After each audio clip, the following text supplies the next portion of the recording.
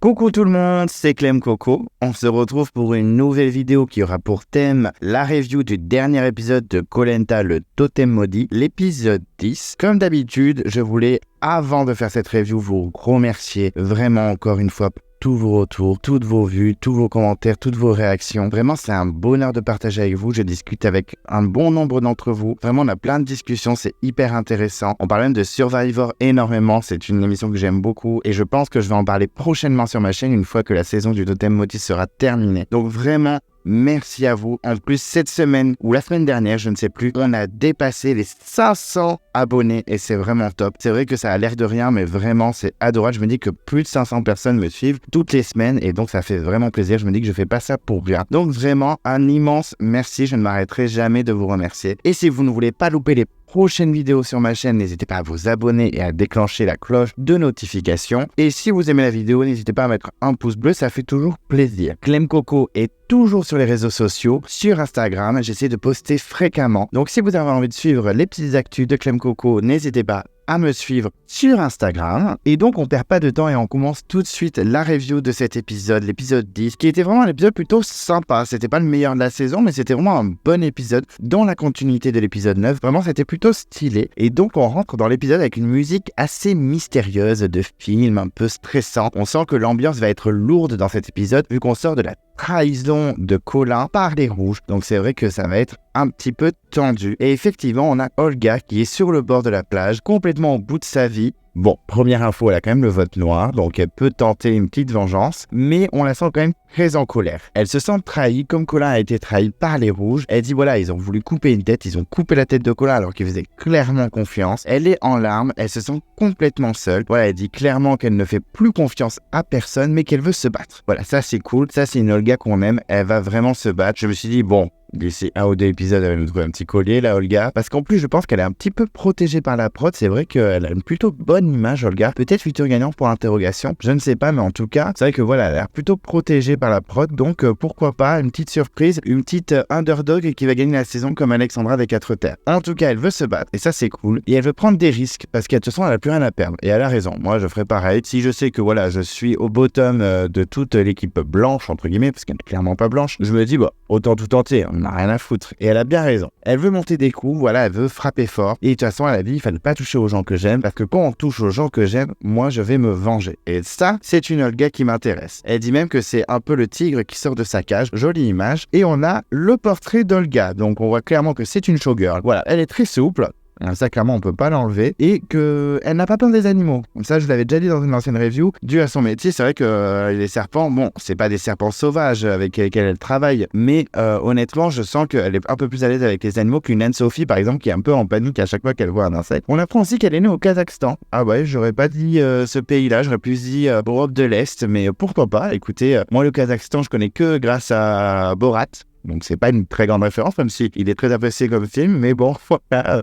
Moi, j'ai connu le Kazakhstan quand j'étais ado grâce à ce film. Et elle dit que clairement, elle était dans une école soviétique, donc c'était très très dur. Hein. C'est pas comme les écoles européennes. Donc c'était très très dur, mais on voit que voilà, elle est déterminée, qu'elle a pas peur de souffrir et que c'est une artiste complète. Hein. On voit clairement dans les images que elle a un petit peu la rage. Et je trouve que c'était un plutôt beau portrait. Donc ça confirme vraiment qu'elle a une image assez positive par la production, par le montage en tout cas. Donc pourquoi pas, je la mets sur ma petite dream list de futurs gagnants. Elle peut surprendre. En tout cas, elle avait un très joli portrait, j'ai trouvé. Et donc on perd pas de temps une nouvelle fois et on voit Olga qui parle directement de stratégie avec Yannick. Voilà, elle discute direct avec lui, elle veut vraiment dire je veux virer les rouges, je veux me venger. Elle dit même si on a eu des histoires avant, je veux fermer les yeux sur ça, on est jeunes et je veux vraiment m'allier avec toi pour virer un maximum de rouges. Et franchement, c'est bien qu'elle ferme les yeux sur les anciennes tensions. Je pense que Yannick aussi va faire de même puisqu'il est autant dans la mouise qu'elle. C'est vrai que là, ils doivent se battre ensemble et plus l'un contre l'autre. Donc c'est vraiment un petit binôme que j'aime bien. Moi, le petit binôme Olga-Yannick, il me plaît bien, même si tout n'a pas pas été rose entre eux. Je trouve qu'il fonctionne bien. Mais Yannick lui conseille de pas trop taper fort. Voilà, il dit on va y aller doucement. On va d'abord virer Maxime et peut-être ensuite Louana. Mais Olga, elle a trop la rage contre Louana. Elle veut même l'éclater selon ses termes. Mais Yannick, voilà, il dit calme-toi, on n'a pas assez de votes. Surtout qu'il commence à compter les votes et il compte sur le vote de Nicolas. Alors que clairement, non, Nicolas pour l'instant il vote avec vous. Mais calmez-vous, il est sur 2 tableaux. Enfin, clairement, il peut trahir en 3 secondes. Donc,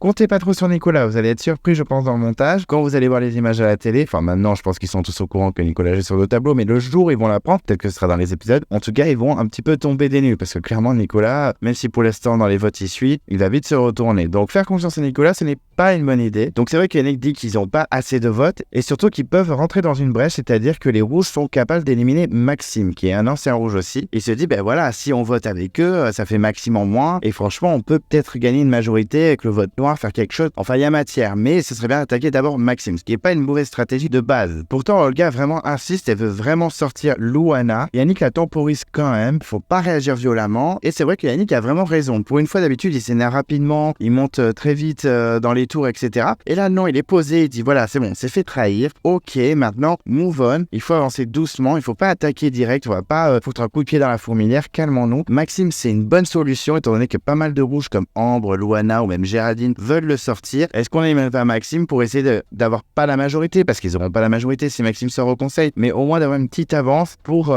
éventuellement retourner certaines autres personnes. Enfin, en tout cas, il y a quelque chose à faire pour le moment. On va voir que dans l'épisode, toutes les stratégies vont bouger dans tous les sens. Mais en tout cas, voilà. C'est une petite stratégie qui peut être intéressante. Surtout que clairement, Maxime, il est vulnérable. Rapidement, on a la convocation pour l'épreuve de confort. Donc, comme je dis d'habitude, négligemment posé dans le sable, dans la marée même, je dirais, puisque clairement, on voit que la marée est basse. Géraldine le récupère. Et très rapidement, en lisant ce qu'il y a sur le papier, il comprend directement que c'est de l'apnée. Donc, on se dit, ça va être l'échelle très connue, l'échelle à l'horizontale où ils sont en dessous et qui doivent tenir un maximum. Donc, Clémence, dans la légende, avait été assez impressionnante. C'est pas le record, hein, clairement. Je crois que c'est Christopher dans la saison 8 ou même Nicolas, je crois, dans la saison 15 en Thaïlande. Il avait été très très bon. Je crois que c'est Christopher qui a le record, j'en suis pas persuadé. Si vous savez dans les commentaires, n'hésitez pas à le dire. Mais je crois que c'est Christopher le recordman suivi par Nicolas de Thaïlande. Mais en tout cas, c'est vraiment une grosse épreuve qui est très compliquée. Si on est en apnée, clairement, on sort en 2 secondes. Mais ce qui inquiète surtout les candidats, c'est qu'il y a une annonce d'une malédiction. Voilà, alors, surtout que Fouzi, par exemple, il imaginait un peu tout, des votes en plus, un handicap sur l'épreuve d'immunité, on sait pas du tout. Et on a une Ambre plutôt motivée, elle qui dit, voilà, clairement, moi je suis en Calamity Jane, je veux tout fracasser, je veux gagner cette épreuve. On la sent surmotivée. Et donc les candidats arrivent sur l'épreuve et on voit directement dans l'installation que ce n'est pas l'échelle. On voit des espèces de gouttières avec des boules, enfin c'est très étrange. C'est un peu une épreuve inédite, hein. C'est vrai qu'on ne l'a jamais vue et moi pour l'instant je suis à la saison 21 de Survivor et je n'ai pas vu cette épreuve non plus. Il y en a eu sous autre forme certes, mais pas comme ça. Donc j'étais un peu curieux de découvrir ce que c'était. Et Denis commence par la récompense pour motiver les candidats. Et donc on apprend qu'il y aura une douche,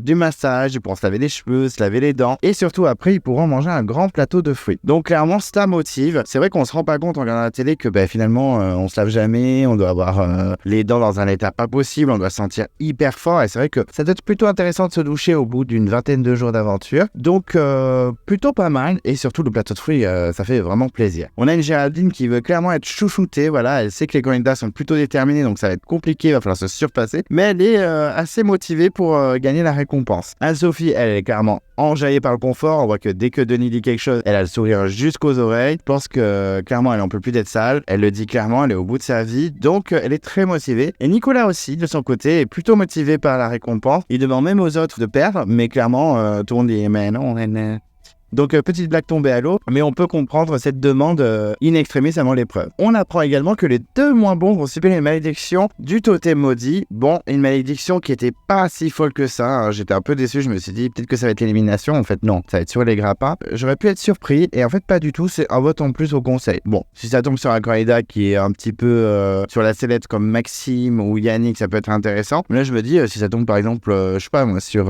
Ambre ou François, ça va pas être foufou. Mais il s'avère que voilà, il va avoir une voix sur un candidat qui est plutôt en danger, donc ça va peut-être être intéressant par la suite. Je n'en dis pas plus pour le moment. Et donc effectivement, on apprend que c'est une épreuve inédite, que ce sont les gouttières, comme dirait Denis. Donc il faut maintenir une énorme boule dans la gouttière, en équilibre à une seule main, en tenant la structure. Mais gros drama, grosse annonce, dans l'eau, parce que c'est dans l'eau, je n'ai même pas précisé que c'était dans l'eau. Ils n'ont pas pied. Voilà, donc ils doivent tenir sur place alors qu'ils n'ont pas pied avec une perche dans la main pour faire tourner une grosse boule dans une gouttière. Eh ben c'est plutôt pas mal, je me doute que j'aurais tenu à peu près 3 secondes. J'aurais fait une prestation pire que le premier qui a été éliminé de l'épreuve au bout de 14 secondes. Je sais même pas si j'aurais tenu, on ne sait pas. Peut-être qu'un jour je pourrais prouver ma résistance à cette épreuve, mais en tout cas je ne donne pas cher de mon avenir sur une épreuve telle que celle-ci. Donc clairement les candidats vont sur l'épreuve et il y a une petite musique inquiétante, même très inquiétante, qui promet une épreuve très très compliquée pour les candidats. Et donc l'épreuve commence et c'est vrai que ça va très vite puisque Yannick, en l'espace de quelques secondes, la boule tombe direct et ça fait déjà une voix contre Yannick. Il sort à peine de ses 2 colliers avec 2 voix en plus depuis je sais pas combien de conseils et non, ça s'enchaîne et il aura encore un vote en plus au prochain conseil, ça ne s'arrête jamais pour lui, mais en même temps, bon, il n'a pas tenu longtemps. J'aurais pas fait mieux peut-être, mais c'était vraiment pas terrible. 14 secondes, pas un faux quoi. Les candidats continuent l'épreuve et on voit que beaucoup de candidats font la planche et c'est vrai que c'est pas une mauvaise méthode. Pas mal d'entre eux le font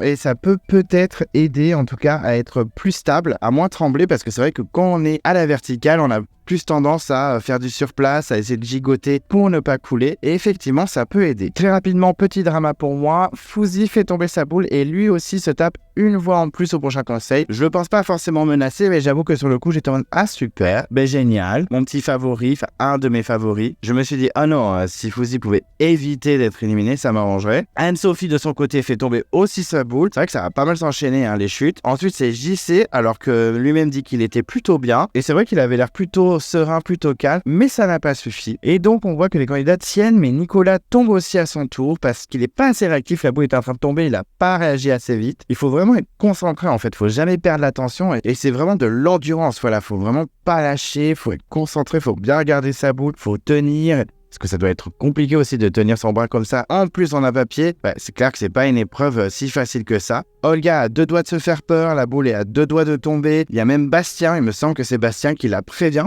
Sympa. Plutôt sympa de sa part. Il aurait pu la laisser tomber en mode oh, ouais, c'est bon, on en a rien à foutre. C'est chacun pour sa pomme. Mais non, il la prévient. Donc elle continue. Les candidats ne lâchent rien. Vraiment chapeau. Parce que c'est vraiment une épreuve très compliquée. Et vraiment, ils lâchent rien. Olga finit quand même par faire tomber sa boule. C'est pas très surprenant. On sentait que c'était compliqué pour elle. Tout le monde a l'air bien couché. Sauf Géraldine et Ambre qui sont à la verticale. Alors, je pense que c'est un peu plus compliqué la verticale, mais elles tiennent comme ça. Mais cette méthode, en fait, les épuise pas mal. Et c'est vrai que Géraldine perd sa boule alors qu'elle est plutôt forte en natation et on découvre que ça ne l'a pas aidé. Peut-être que si elle avait été en mode planche, ça lui aurait été plutôt favorable, mais là non, c'est fini pour elle. C'est dommage parce qu'elle aurait pu percer dans cette épreuve, elle aurait pu se surprendre. Pauline aussi qui semblait bien reposée, les yeux fermés, concentrée. Et bien finalement, elle s'est relâchée et elle fait tomber à son tour la boule. On est déjà à 30 minutes d'épreuve. Je me dis, oh là là, mais les pauvres, moi, à leur place, je serais au bout de ma vie. Et en plus, pour qu'on ait une tour, on a une difficulté supplémentaire. C'était pas assez compliqué, Denis. Non, franchement, t'en mets encore une couche. Il faut mettre les 2 mains maintenant sur la perche. Donc pour tenir dans l'eau, même pas d'aide des bras. Donc faut tenir sur place avec les jambes. Mais clairement, moi je coule en 3 secondes. Vous m'avez perdu. Et effectivement, ça perd les jambes. Ambre, en tentant de sauver sa boule, lâche une main et c'est terminé pour elle. Louana aussi lâche également une main. Je pensais peut-être qu'elle pouvait gagner parce qu'elle avait gagné l'épreuve d'immunité d'avant avec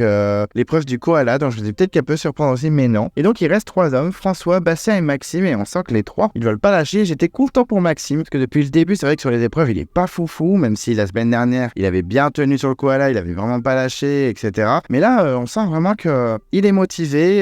Il peut potentiellement gagner. Je dis c'est bien Maxime, pour une fois tu prouves que voilà, tu n'es pas non plus que celui qui fait que perdre. Donc vraiment chapeau aux 3. Surtout que Bastien, lui, a l'habitude d'être souvent dans les finalistes dans ce genre d'épreuve. Donc Bastien prouve qu'il est vraiment fort dans les épreuves individuelles. Et même François, c'est vrai que c'est un bon candidat. Il l'a pas prouvé la semaine dernière avec le koala parce que c'était pas une épreuve pour lui parce qu'il est très massif et très musclé. Mais là, il prouve qu'en natation, il est vraiment pas dégueulasse. Il a fait du sauvetage sous-marin, il me semble, ou j'ai pas les termes exacts, mais un truc du genre. Donc c'est vrai qu'il est plutôt à l'aise dans l'eau, donc c'est pas forcément surprenant. Mais malheureusement, même si j'étais content pour lui, Maxime, dans la panique, lâche sa perche et c'est donc fini pour lui. Et c'est le duel Bastien-François, 2 gros candidats sur les épreuves. Voilà, on sait qu'ils sont plutôt forts, pas sur toutes les variétés d'épreuves, mais en tout cas sur celle-là, ils lâchent pas. Surtout que Bastien me fait penser à Sébastien du Cambodge, le blond qui était prof d'escalade ou qui travaillait dans l'escalade, il me semble. Et il est un peu pareil que lui. Il est très calme, posé et plutôt fort dans les épreuves. Donc il veut aller très très loin, ce petit Bastien. Et il lâche pas. Et vraiment, c'est impressionnant. J'étais assez impressionné. On est déjà à 1 heure d'épreuve. Franchement, chapeau les garçons. On a un petit suspense avec la musique. On se dit, mais qui c'est qui va gagner? Bastien se fait pas mal de frayeurs, mais il tient quand même. François est plutôt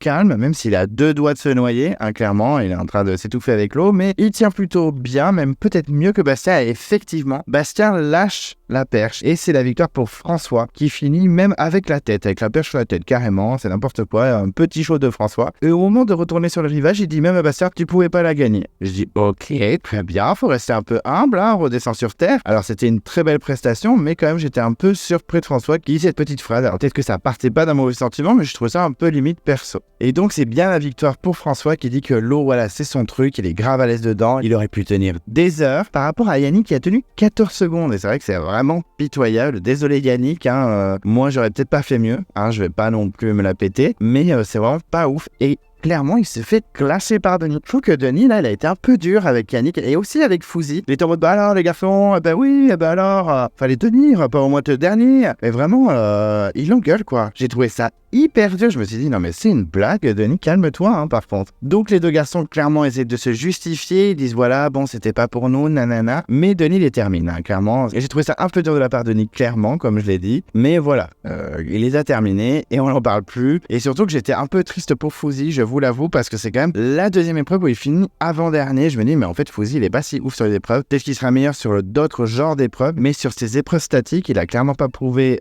sa force. Donc, je suis un peu déçu. J'espère qu'il va un peu plus briller. François lui va profiter du confort. Il est impatient surtout de profiter des fruits. C'est vrai qu'il s'en fout un peu de la douche et tout ça. C'est surtout les fruits parce qu'il a clairement la dalle en même temps. Avec, je pense, comme il est très massif, je pense qu'il a besoin de se nourrir énormément. On va pas retourner sur la polémique des hommes ont besoin de plus manger que les femmes, mais c'est vrai que je pense qu'il a la dalle clairement et ses priorités sur la bouffe clairement. Il apprend qu'il doit choisir quelqu'un pour l'accompagner et il choisit en 3 secondes Ambre. Il hésite même pas une seule seconde. Il dit voilà, elle a fait gagner 3 fois des épreuves d'immunité quand on était en équipe. Je veux vraiment lui offrir ce cadeau. Elle le mérite clairement. Et on a une Ambre qui est ravie et surtout elle dit que c'est très gratifiant pour elle. Voilà, ils se connaissent depuis le début, ça la touche vraiment. Et malgré les petites contradictions stratégiques qu'il y a eu dans la semaine dernière, on les sent quand même plutôt unis. Je pensais pas qu'il y avait ce lien entre Ambre et François. Je savais que Ambre et Louana étaient très unis et finalement François aussi très uni avec les filles. Je pensais que c'était un peu plus compliqué. Finalement, non, on sent que les ex-verts en tout cas, et les ex-rouges aussi, mais en tout cas, le noyau vert semble très très soudé et que c'est un peu plus que de la stratégie. En attendant, Denis dit aux autres candidats que c'est bien le confort, mais qu'il faut se focus sur l'épreuve d'immunité car le plus important c'est le totem et tout le monde retourne au camp. Donc là, c'est le moment qui va être très passionnant dans l'épisode, c'est le confort des deux gagnants, enfin du gagnant et de la choisie par le gagnant. On espère que ce sera pas trop long parce que clairement les conforts qui s'en fout tout le monde. Donc j'espère que ça sera pas trop long et finalement on les voit arriver en pirogue. Donc c'est carrément eux qui rament, ils sont même pas amenés en bateau. Moi je serais à leur place, je serais en mode diva,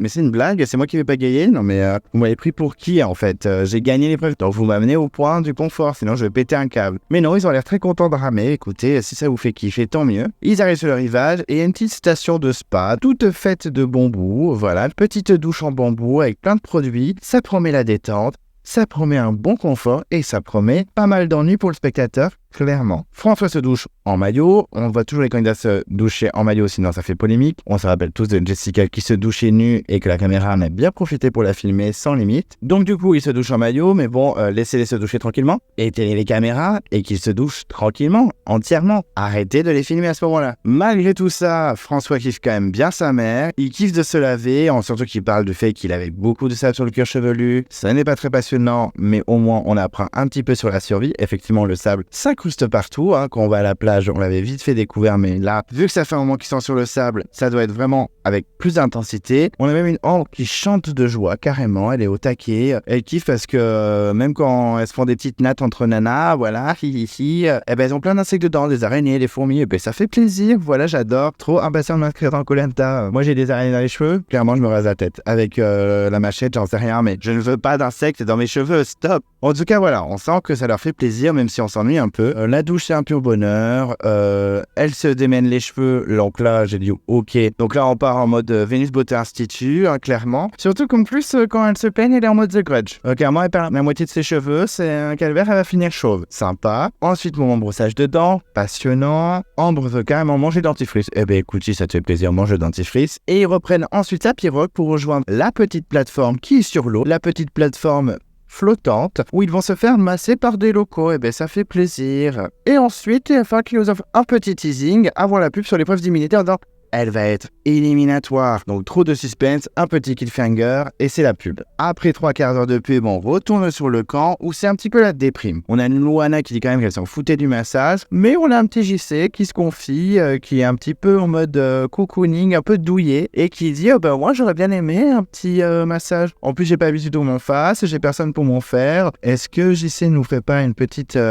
annonce, recherche partenaire particulier, je ne sais pas. Mais en tout cas, voilà, il dit moi j'aurais bien kiffé, me faire masser, j'aurais vraiment kiffé. Et lui, Nicolas, il dit clairement, moi je m'en fous, je m'en fous, de toute façon, j'ai les cheveux sales, c'est pas grave. En même temps, quand il a commencé l'aventure, on aurait déjà dit qu'il avait les cheveux sales et qu'il avait les cheveux gras, donc c'est pas très grave, clairement, il a raison, on s'en fout. Lui, il voulait vraiment bouffer, et Pauline, elle, de son côté, elle aurait bien aimé le massage, et surtout se laver les cheveux, parce que clairement, elle dit, on va avoir des dreadlocks, ça va être un carnage. Et Nicolas persiste en disant, nous, on préfère la bouffe. Ok, Nicolas, on a compris que tu voulais manger. Et Géraldine est d'accord avec Nicolas, voilà, elle aurait préféré la bouffe, parce qu'elle dit que ça occupe 90% du cerveau. Et ça, je peux le comprendre, parce que moi, par exemple, quand j'ai pas mangé au bout de 3 heures, j'ai envie de tout casser. Donc je pense que si je ne mange pas pendant 20 jours, et que je mange que du manioc dégueulasse, je suis en mode Maxime, je pique toutes les parts de tout le monde, rien à foutre. Donc je peux comprendre. Et donc, c'est l'occasion de tuer la journée, donc de chasser un petit peu, donc la petite pêche, petite balade au bord de l'eau pour chasser des petites bébêtes et autres bigorneaux. Bon, clairement, le butin n'est pas foufou, on a 2 petits coquillages et un espèce de petit asticot qui essaye de s'enfuir. Et là, Géraldine nous confie qu'elle est clairement déçue de sa performance sur l'épreuve, je peux comprendre. Et puis voilà, elle est clairement déçue aussi de ne pas pouvoir profiter de confort. Et je pense que Géraldine, de toute l'aventure jusqu'à qu'elle s'en aille, parce qu'elle ne gagnera pas l'aventure, il faut pas déconner, elle n'aura pas de confort si on la choisit pas, parce que je la vois pas gagner une épreuve. Après, tout est possible. Véronique avait bien gagné une épreuve dans Koh Lanta Vietnam, donc tout est possible. Mais honnêtement, je suis pas sûr que Géraldine gagnerait une épreuve de confort. On sent quand même que le moral est dans les chaussettes chez la tribu blanche. On retourne s'ennuyer un petit peu parce que voilà, ça nous manquait quand même. Voir François et Ambre pour leur confort. Ils débarquent donc sur la plateforme de massage. Ils sont accueillis par des locaux. Voilà, donc moment très passionnant de 2 personnes qui se font masser et qui kiffent clairement. Je peux comprendre, je serai à leur place, peut-être que je me laisserai aller. Surtout avec le cadre, on est sur une plateforme qui flotte sur l'eau, le bruit des vagues, ça fait plaisir, on s'est enfin lavé au bout de 20 jours. Je comprends le kiff, mais c'est vrai qu'à l'écran, on s'ennuie un peu. Apparemment, ils massent très bien. Tant mieux. Moi, elles ne m'ont pas massé, donc je ne pourrais pas vous parler de cette expérience. Je ne donnerai pas mon avis sur TripAdvisor sur ces masseuses, malheureusement. Je ne pourrais pas leur mettre une bonne note. En tout cas, ils ont l'air de kiffer, tant mieux. François dit que ça lui fait un bien fou. Ambre dit que c'est le meilleur massage de sa vie. Ça, on l'a tous les ans. Je crois que dans la légende, c'était Laurent ou Claude qui avait dit ça, que c'était le meilleur massage de sa vie. Et que voilà, avec l'eau, ça fait plaisir. C'est un beau cadre. Elle dit même que c'est une mélodie sans faute. Jolie phrase, j'aime beaucoup, je vais la reprendre. En gros, il kiffe à mort et nous, on s'ennuie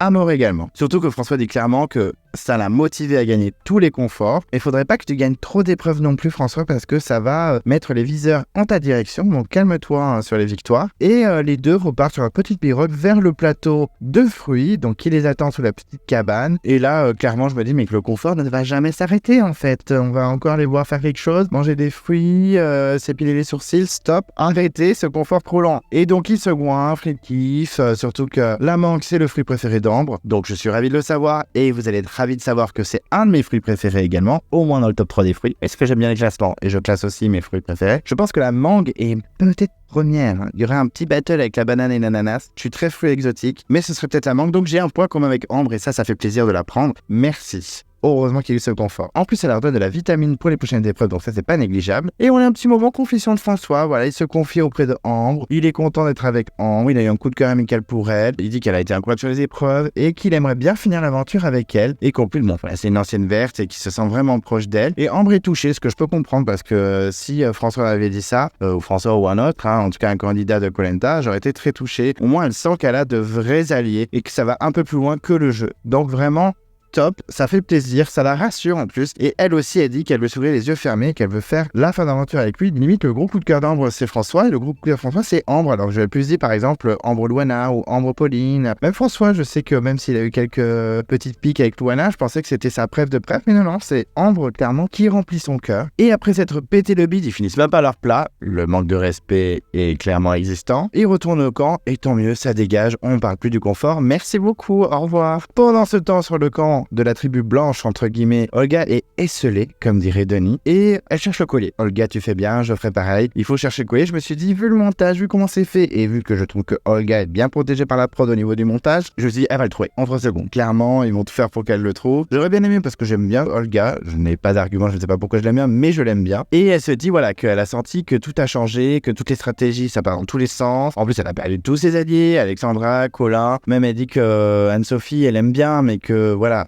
c'est pas non plus aussi fort que les 2 anciens bleus qui sont partis. Elle dit qu'elle peut compter que sur elle. Et elle dit même à un moment une petite phrase qui m'a fait rigoler, parce que bon, elle parle très très bien français. Hein. J'aimerais bien parler aussi bien sa langue qu'elle parle français. Hein. Mais bon, je me moque un peu d'elle en disant quand elle cherche le collier, c'est vraiment chercher une aiguille dans le foie. Ça m'a un petit peu d'aide. Et bon, la pauvre, déjà, je trouve qu'elle parle super bien français. C'est vraiment dégueulasse de me foutre de sa gueule alors que je parle à peine l'anglais. Donc, faut que je redescende sur terre, mais ça m'a fait rigoler. Et elle se sent vraiment seule, voilà. Elle le dit clairement plusieurs fois. Anne-Sophie peut compter sur elle, mais bon, vite fait. Et en plus, elle veut vraiment se venger. Et là, on sent une petite musique, elle va trouver quelque chose, et en fait, elle trouve de la canne à sucre. Alors, certes, c'est top, ça va remplir les estomacs, mais c'est pas le collier, en fait. Olga, il faut trouver le collier. Elle a trouvé 2 cocos et une canne à sucre, super. Merci, Olga, mais il faut que tu avances dans le jeu. Et donc, elle arrive sur le camp en disant, regardez ce que j'ai ramené, haha, rigolo, machin. Mais Pauline, petite perfide, petite fouine qu'elle est, elle se rapproche d'elle pour récupérer les cocos, mais elle vérifie bien. Elle regarde bien le maillot d'Olga, voilà, elle la scanne de la tête aux pieds pour voir si y a pas un colis qui se cache quelque part, sous son bras, dans son soutif. Enfin bref, elle guette, hein, clairement. Est-ce que j'aurais pas fait la même chose? Sûrement, parce que je suis une petite fouine comme Pauline. Et après, carrément, on va lui trifouiller les cheveux. Ah, c'est joli, Tanat, qu'est-ce que tu vas faire? Elle s'est dit, elle a trouvé la caché le collier dans ses cheveux. Ou alors elle l'a caché quelque part dans son maillot, dans sa culotte. Et c'est vrai qu'on a une petite Pauline stratégique, hein, qui clairement va nous faire une Gabrielle de Thaïlande et fouiller dans les sacs, fouiller dans les slips de Pascal. Ça va être le scandale. Voilà, on sent qu'elle est au taquet, que les murs ont des oreilles. Clairement, Pauline, je ne sentais pas si fouine que ça, et finalement si. Bon, elle a raison, hein, moi je ferais pareil. Hein, donc je ne vais pas lui jeter la pierre. Et après, elle avoue que clairement, c'est une petite curieuse. Voilà. Et donc là, on tombe dans son portrait. Alors, portrait que nous avions déjà vu, mais version courte, avant que l'aventure commence. Et déjà, j'avais trouvé que c'était un portrait horrible parce que clairement, elle dit qu'elle était forte en karting, mais que elle a été mise dans l'ombre et un petit peu au placard parce que son frère était meilleur et avait plus de potentiel. Horrible. Vraiment horrible, mais ça m'a vraiment brisé mon cœur alors que je la connaissais pas encore. Et maintenant que je la connais, et vu que bon, elle est quand même assez en retrait dans son équipe, elle est pas performante sur les épreuves, je trouve ça encore plus horrible. Et donc on voit vraiment que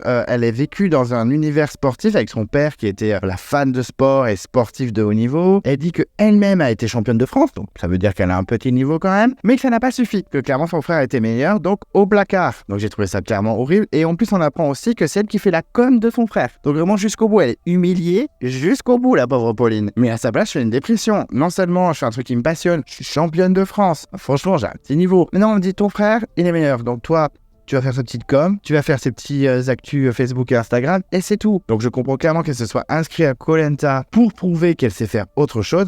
Bon, clairement, pour l'instant, elle n'a rien prouvé. Hein. Sur les épreuves, elle est pas ouf. Stratégiquement, bon, ok, elle veut fouiller la culotte d'Olga, mais c'est pas incroyable. Donc, elle n'a pas encore prouvé que c'était une grande aventurière. Et vraiment, c'est pas un joli portrait. Je trouve que ce portrait est horrible. C'est l'un des pires que j'ai jamais vu. Clairement, le résumé, c'est elle est dans l'ombre de son frère, elle a été mise au placard et elle a été humiliée. Voilà. Donc, pas très très joli portrait pour Pauline. C'est dommage parce que plus les épisodes passent, plus je la trouve un petit peu attachante, même si elle est clairement fantomatique. Mais c'est surtout que j'ai bien aimé son côté un petit peu fouine, là, comme ça. J'aime bien les petites pestes, hein, je vous l'ai déjà dit. Hein. Angélique, Lola, et je trouve que Pauline a été un peu peste là, mais c'est un move que j'aurais pu faire aussi, et j'ai bien aimé. Donc, petit point en plus pour Pauline, malgré son portrait catastrophique. Surtout que pendant ce temps, Olga et Anne-Sophie discutent sur le collier, sur les épreuves, ça paraît clairement stratégie. Surtout qu'Anne-Sophie révèle à Olga que Nicolas lui a dit que c'était Max qui allait sortir. Anne-Sophie, méfie-toi de Nicolas, c'est un peu un traître, il joue sur 2 tableaux. Et là, il y a Pauline qui continue à faire la petite fouine et qui écoute discrètement ce qui se passe. Malheureusement pour elle, elle n'a pas entendu ce qu'il disait. Elle a juste lu sur les lèvres d'Anne-Sophie qu'elle parlait de Maxime. Donc elle se dit, mais ça peut être quoi? Comment ça se passe? Donc petite fouine qu'elle est, elle va tout poucave à Loana. Mais les filles disent, voilà, clairement, Maxime, certes, il est gonflant, mais on veut pas trop l'éliminer pour l'instant, même si on l'a utilisé comme appât au conseil d'avant, clairement, voilà, ils se sont dit, ouais, votez Maxime. Ils l'ont servi comme target, ils savaient qu'il allait pas sortir, même s'il est resté qu'à une voix. Mais elles disent, même si on l'a utilisé comme appât au conseil d'avant, on veut pas forcément qu'il vire tout de suite. Voilà, on en a besoin aussi pour les votes. Surtout que Maxime, lui, il est pas bête non plus. On croit qu'il est ingénu, mais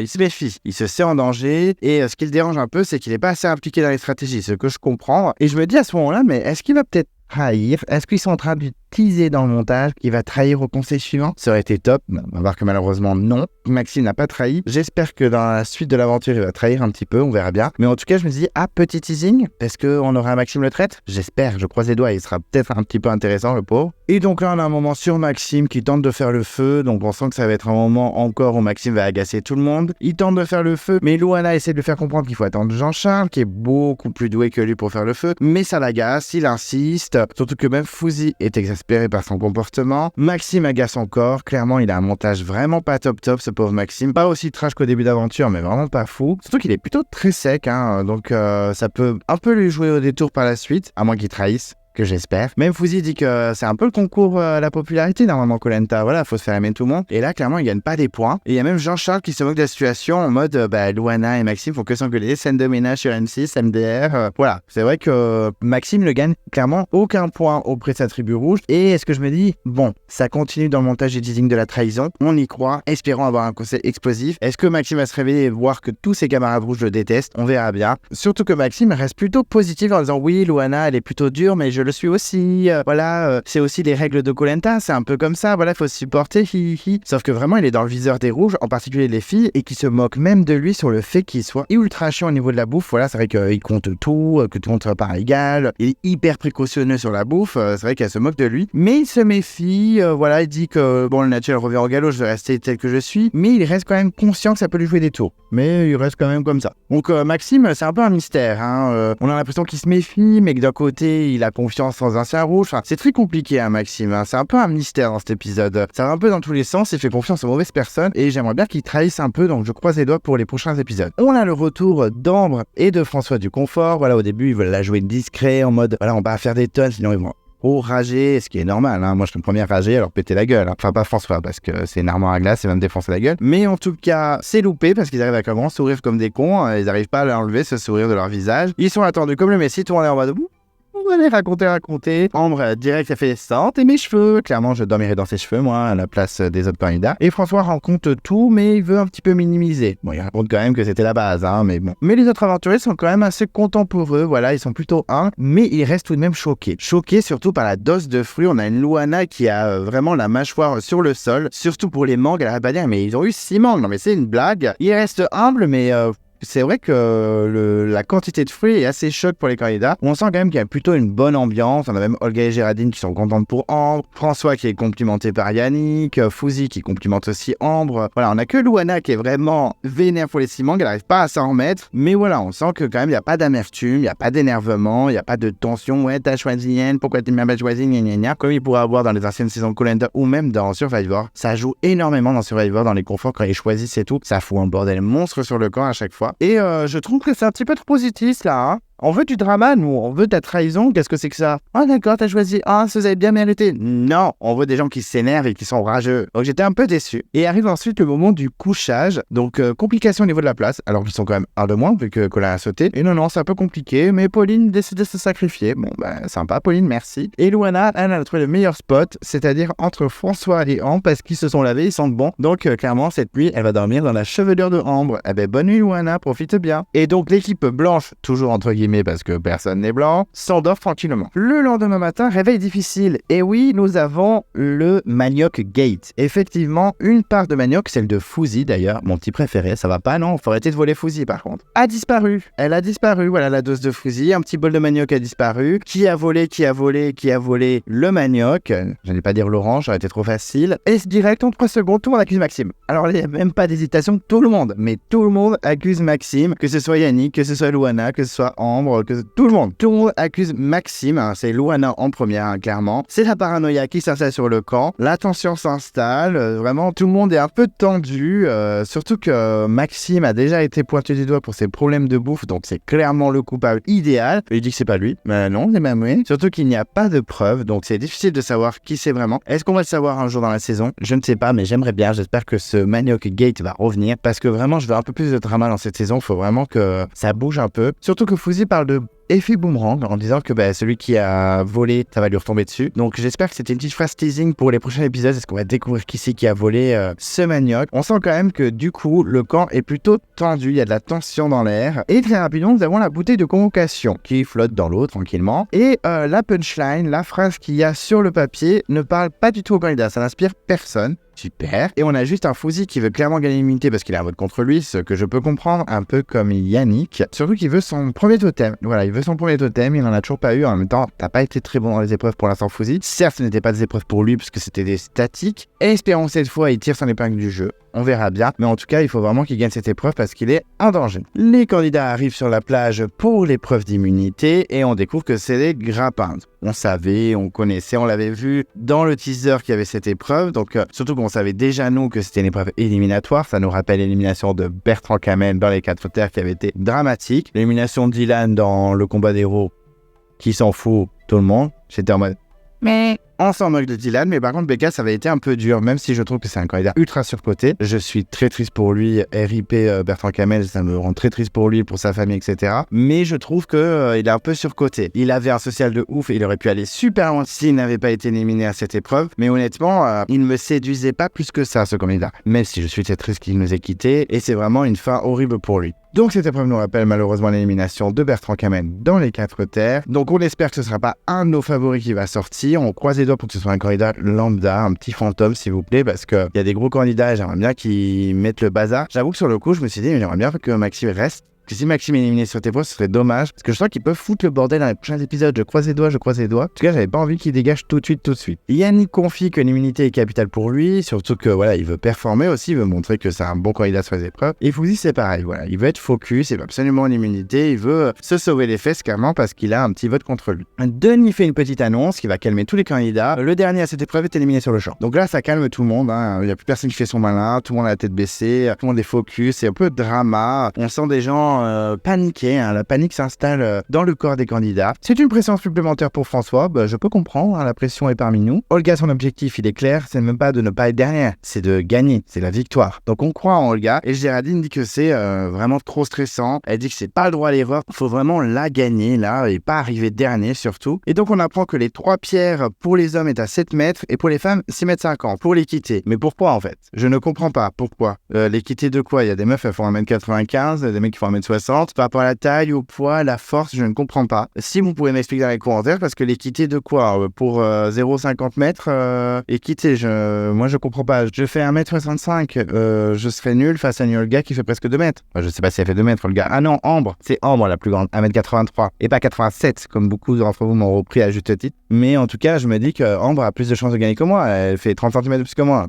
J'exagère, mais voilà, je comprends pas cette histoire d'équité. En tout cas, l'épreuve commence. On sent que François, lui, il a bien le lancé. Il est plutôt bon. On sent qu'il peut gagner rapidement l'épreuve. Jean-Charles lui touche un peu, mais sans plus. Yannick aussi commence bien. Géraldine également, elle surprend pas mal. Et très rapidement, ça va s'enchaîner. Je vais essayer d'aller vite parce que il y a énormément de candidats et c'est vrai que ça s'enchaîne vite. Donc, je vais essayer de faire assez rapidement, pas qu'on s'ennuie, en mode le confort de Ambre et François. Donc, très rapidement, François a son premier palais, pas surprenant. Ambre également, Yannick aussi, Géraldine aussi, Olga ensuite, puis Fouzi, Nicolas, Bastien. Vraiment, ça s'enchaîne de ouf. Olga passe en tête, d'accord, elle en a 2 d'un coup. Louana en attrape enfin un. François égalise avec Olga, suivi de Louana, un deuxième qu'elle enchaîne. Bastien aussi en a 2, Fouzi 2, Pauline A. Enfin, Pauline, elle attrape une pierre. Maxime, c'est clairement la galère, ainsi que Anne-Sophie et Jean-Charles, qu'on voit quasiment pas au début d'épreuve, on les voit pas et on se dit, oula, ça va être compliqué pour eux. Bastien et François se battent à nouveau pour la victoire, c'est clair que ça peut être un des deux, mais Fouzi aussi tire bien son épingle du jeu, il peut enfin montrer qu'il est fort sur une épreuve et peut-être avoir le totem, mais dommage, c'est loupé, vraiment loupé, et c'est François qui remporte la victoire, une 2e victoire consécutive, bravo François, vraiment pas mal sur les épreuves, François, il enchaîne, vraiment ouf. Fouzi finit 2e de vraiment très peu, c'est dommage pour Fouzi, c'est vraiment frustrant, surtout qu'il a un vote contre lui, donc ça va être vraiment chiant. Bastien est 3e, Louana 4e, on a toujours rien pour Maxime, Anne-Sophie et Jean-Charles, donc ça doit être la panique dans leur tête. Yannick prend un 2e, Maxime en chope enfin un, Anne-Sophie également, Ambre se qualifie, ça y est, elle a ses 3, Olga aussi se qualifie, Maxime en chope un 2e, il rattrape bien son retard, Géraldine attrape enfin son 2e alors qu'elle avait été plutôt bonne en début d'aventure, donc un peu surpris qu'elle galère autant. Yannick se qualifie enfin, j'étais un peu rassuré pour lui parce que je pensais que c'était potentiellement lui qui allait sortir de cette épreuve. C'est souvent de gros candidats qui sortent sur cette épreuve, comme donc Bertrand Kamel Kamel et Dylan, même si Dylan est discutable en tant que candidat, mais sur les épreuves, il est plutôt bon quand même. Et pour Jean-Charles, c'est quand même la galère. Et en fait, quand on regarde bien ce que fait Jean-Charles, Denis le précise, c'est qu'en fait, il ne les attrape pas un par un. Il les amène tous les 3 petit à petit sur la ligne d'arrivée. Et donc, finalement, il peut rattraper en 3 secondes. Donc, pas bête, bonne méthode de Jean-Charles. Pauline attrape son deuxième, on se dit, bon, ouais, ça va, il n'arrive plus qu'un, on y croit. Jean-Charles, finalement, enchaîne, comme je le disais, il en attrape un, ensuite il en attrape 2. Géraldine se qualifie entre-temps. Enfin, on n'y croyait plus et ils sont plus que 5. Anne-Sophie n'en a qu'un seul, alors que tous les autres en ont 2. Donc, on se dit que ça va être tendu pour Anne-Sophie. Finalement, Jean-Charles se qualifie rapidement. Maxime aussi, on le sent plutôt content. Voilà, il jette sa pierre qui tombe par terre. Donc, Maxime, c'est bon, il est qualifié. Tant mieux, comme ça, il va peut-être pouvoir trahir. Le mec, il insiste. Trahison. Et ensuite, Nicolas se qualifie. Je l'avais complètement oublié dans l'épreuve. Ah oui, il y avait Nicolas aussi. Et donc, c'est le duel final féminin entre Pauline et Anne-Sophie. Et là, j'avoue que j'étais en mode, si Anne-Sophie se fait éliminer face à Pauline, je pète un câble en fait. Parce que je trouve que les deux sont un peu fantomatiques, mais je préfère beaucoup plus Anne-Sophie, qui est beaucoup plus réfléchie, beaucoup plus stratège, un peu moins fouine que Pauline. Pauline, ma petite fouine que j'aime beaucoup dans cet épisode, j'avoue. Je me dis, si Pauline sort, voilà, on s'en fout un peu, quoi. Hein. C'est un peu osef. Et donc, le duel féminin s'annonce assez corsé. Et là, on nous coupe avec une pub. Une nouvelle pub de 45 minutes, ça fait toujours plaisir. On rentre dans ce duel final et on sent que Loana est plutôt en panique. Hein. Elle est en panique pour sa copine Pauline, elle est un peu en détresse. Anne-Sophie semble plus proche quand même. C'est pas encore une grande avancée par rapport à Pauline, mais on sent qu'elle est plus à même de choper la dernière pierre. Loana est grave vénère parce que Pauline tire mal, elle tire pas dans l'axe et du coup elle n'arrive pas à faire avancer sa pierre. On sent une Olga inquiète parce que même si Anne-Sophie c'est pas sa meilleure amie de la mort, c'est quand même sa seule potentielle alliée. Anne-Sophie approche sa pierre petit à petit, on sent qu'elle est un petit peu en avance sur Pauline. On a même Yannick qui la soutient tout doucement, qui dit allez vas-y. Et on a l'impression que Pauline elle a lâché un peu l'affaire. Voilà, elle sent que Anne-Sophie va gagner. Je lance mon grappin comme ça en mode vite fait, j'ai lâché l'affaire. Et on la sent moins à fond, je trouve. Anne-Sophie est tout au près, Loana est très inquiète et finalement c'est bien Anne-Sophie qui est la dernière qualifiée et c'est donc terminé pour Pauline, elle quitte l'aventure sur le champ. Olga est ultra rassurée. Pauline félicite Anne-Sophie, plutôt fair-play de la part de Pauline. Et là, c'est drama sur le bord de plage. Clairement, même si l'élimination de Pauline ne fait absolument rien, parce que c'est pas une candidate que j'apprécie du tout, pas que je la déteste, mais je la trouve un peu inutile depuis le début de l'aventure. Même si dans cet épisode, Pauline Lafouine m'a plutôt plu, mais j'avoue que bon, je préfère qu'Anne-Sophie reste, c'est plus intéressant qu'une Pauline. Mais là, c'est le drame. Clairement, Loana et Ambre sont désemparées. Pauline s'éloigne au loin dans la plage, comme Bertrand Kamel avait fait dans les 4 terres. Ça avait été un moment dramatique d'ailleurs, les 4 terres quand même. François est dépité et on sent que les anciens verts sont détruits là. À part peut-être Nicolas qui est en mode yeah. Mais les autres sont un peu en panique, ils comprennent que c'est la fin pour Pauline et que ça enlève quand même un candidat dans la stratégie, mais aussi une vraie amie en fait, ou quelqu'un de leur famille, comme ils vont pouvoir le dire. Tout le monde l'applaudit, Pauline est complètement en larmes. Moment de confession de Pauline, voilà, elle est très émue, elle dit que voilà, elle a rencontré des gens qui sont maintenant des amis, même de gens de sa famille, des frères et des sœurs. On a une Ambre qui est très émue, ça lui brise le cœur. Pour Loana, c'est très dur aussi, ça la déchire. Et là, on a un petit François. François brise un petit peu son armure, l'armoire à glace se fend et il est très ému. Et voilà, il a des larmes dans ses paroles, il est vraiment touchant. Et honnêtement, que Pauline s'en aille, je m'en moque. Mais j'étais vraiment ému, je pensais pas être ému du départ de Pauline. Et ils m'ont un peu touché, voilà, que les filles pleurent. Je dis pas que les filles ça pleure plus que les garçons, clairement pas du tout. Mais honnêtement, voir ce grand gaillard François être autant ému, alors que je ne sentais pas si proche de Pauline en fait. Je sentais qu'il aimait bien et que voilà, c'était bien pour sa stratégie. Mais en fait, il aimait vraiment bien. Et c'est un moment touchant, j'étais un peu ému. Pauline est très très triste aussi. Donc voilà, petit moment touchant. Je pensais pas que ça allait me faire ça sur mon petit cœur. François gagne clairement des points dans ma tête et dans mon cœur, alors que clairement c'était pas un candidat qui me passionnait au début. Mais là, je l'ai trouvé vraiment touchant. Voilà, c'était mon petit moment émotion pendant l'épisode. Et je me rends compte que Pauline est plutôt appréciée en fait, même par les anciens verts, mais pas que les anciens verts. Et je me dis que finalement, si elle n'avait pas été éliminée sur cette épreuve, elle aurait pu aller très très loin, voir peut-être le quart final. Donc en soi, c'est un mal pour un bien. J'avoue que si j'avais vu Pauline sur les poteaux, ça m'aurait bien saoulé, j'aurais jeté mon écran par terre. Et comme je n'ai pas envie de me racheter un écran plat, voilà, évitons ce drama. En tout cas, je trouve que Pauline part quand même la tête haute, elle a fait de belles confessions. Je trouve qu'elle va pas vénère, elle a un plutôt bon bilan. Franchement, bon départ de Pauline, même si c'est pas dramatique pour la suite du jeu. Clairement, je pense qu'elle n'a pas fait une balance incroyable dans les votes, ni rien, ni stratège, ni trahison. Voilà, mais je pensais pas en tout cas que son départ serait aussi touchant. Donc chapeau Pauline, et puis ciao, et j'espère te jamais te revoir par contre dans un All-Star, faut pas déconner. Moment câlin, très émouvant, voilà, elle boue ses enchères rouges, elle s'en va. Allez, c'était émouvant, mais le fait que tu t'en ailles...